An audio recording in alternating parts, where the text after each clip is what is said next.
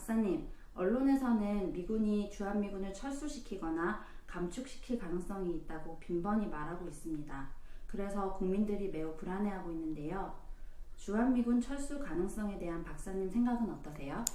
매우 중요한 질문입니다. 결론적으로 말씀드리면은 주한미군은 한반도에서 철수할 가능성이 거의 없습니다.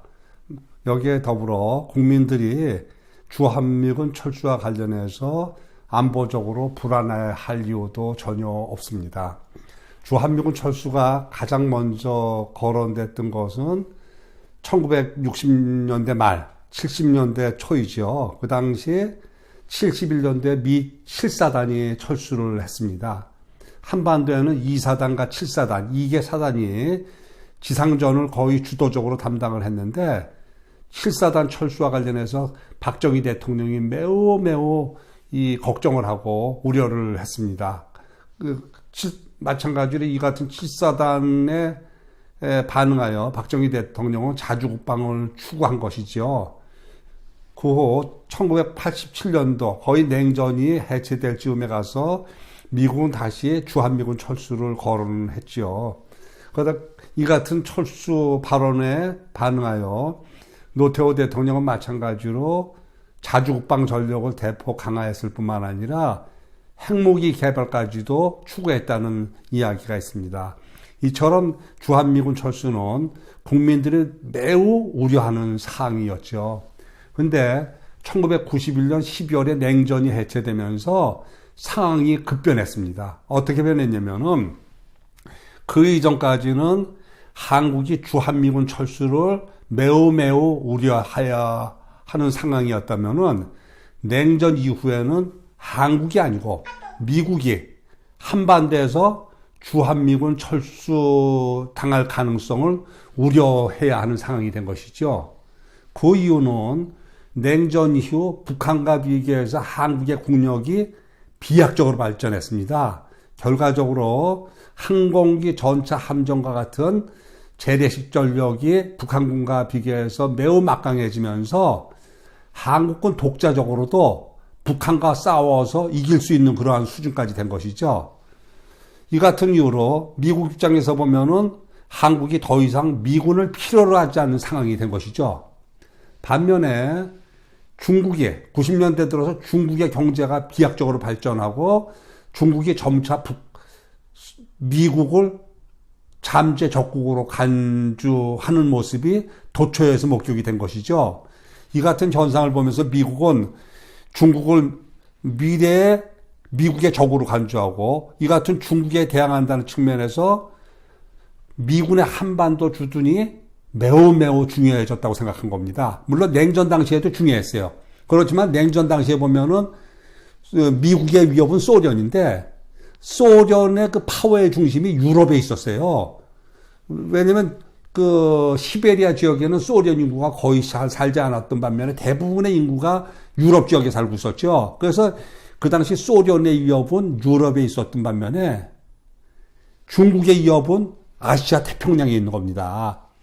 문제는 뭐냐면은 유럽에서의 소련의 위협에 대응하기 위한 많은 기지, 군사 기지가 유럽에 있어요. 그러한 기지가 있는데 아시아 태평양 지역에는 이 같은 위협에 대응할 수 있는 기지가 미국 입장에서 거의 없었던 겁니다.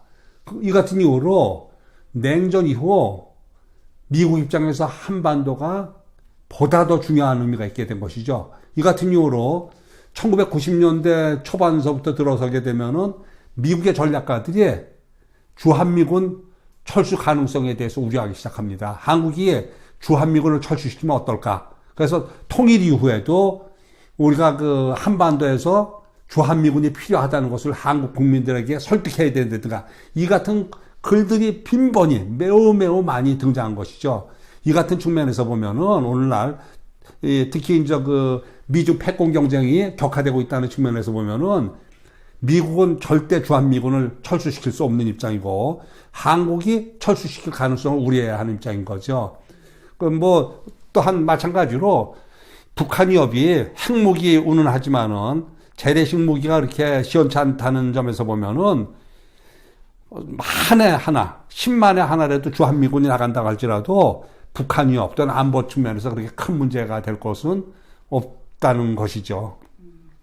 박사님께서는 주한미군 철수 가능성이 거의 없다라고 말씀하셨는데요. 언론에서는 그럼 주한미군 철수 가능성이 높다고 얘기하는 이유가 뭔가요? 이것도 제가 말씀드린 바처럼 가능성이 없음에도 불구하고 한국 언론 매체에서 빈번히 강조하는 것이죠. 이것은 뭔가 의도적인 성격일 수 있는 것이죠. 그래서 저희가 미국 사람들이 이미 1940년대 당시에도 한국인들은 국가안보 문제를 강대국에 의존한 상태에서 당리당략을 위해서 싸우는 민족이라고 이렇게 정의를 하고 있어요. 지금도 마찬가지고 이 같은 표현이 빈번히 등장하는 것이죠. 그래서 보면은 그 주한미군 철수 운운하는 것은 다분히 국가안보 측면에서의 발언이 아니고 특정 이익을 대변하는 사람들, 특정 이익 집단을 대변해서 언론 매체가 얘기하는 것이죠. 예를 들면 한국에는 냉전이 해체된 이후 한반도에는 냉전 당시의 사고를 견지하고 있는 분과 냉전 이후의 사고를 견지하고 있는 분들이 공존하고 있죠. 이분들이 끊임없이 갈등을 보이는데 그 갈등이 어떤 국가안보 측면에서라기보다는 본인들이 소속되어 있는 집단을 대변하는 경향이 있는 것이죠. 그래서 예를 들면은 요번에도 그 저희가 방위비 분담금 관련해서 미국의 트럼프의 요구를 들어주지 않으면은 주한미군이 철수할 가능성이 있다고 계속 얘기하는 거 아니겠습니까?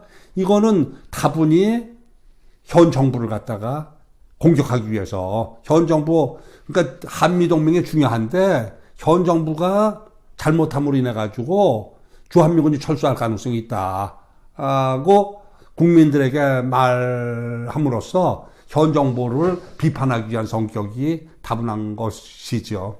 네, 그러면 주한미군은 지금 평택으로 다 이전을 했잖아요, 용산에서. 그렇죠. 예. 왜 평택으로 이전을 하게 된 건가요? 이것도 우리가 이제 그 위협의 변화 때문에 그런 것인데요. 그러니까 소련 위협, 냉전 당시에는 소련이 주요 위협이었고 소련의 남진을 저지하기 위한 가장 좋은 지역이 휴전선 지역이었거든요. 근데 지금 중국은 태평양 지역을 갖다 접하고 있죠. 그래서 중국이 태평양 아시아 지역으로 뻗쳐나가면서 휴전선 부근으로 내려올 이유는 없는 거죠. 그죠? 그래서 이제 태평양 지역에 있는 어떤 그 해군 기지라든가 이런 걸 통해서 그 움직이는데 평택은 중국의 가장 제1의 해군 기지인 칭다오를 마주보고 있어요.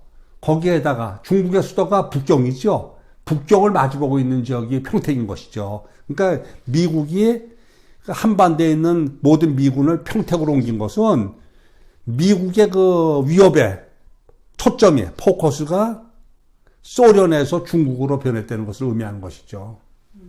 알겠습니다. 좋은 말씀 잘 들었습니다. 감사합니다.